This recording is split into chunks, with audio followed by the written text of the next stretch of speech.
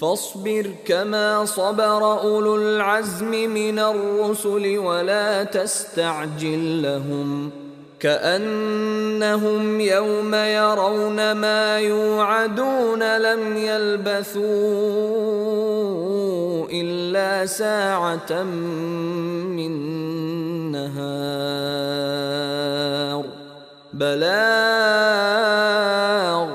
فهل يهلك إلا القوم الفاسقون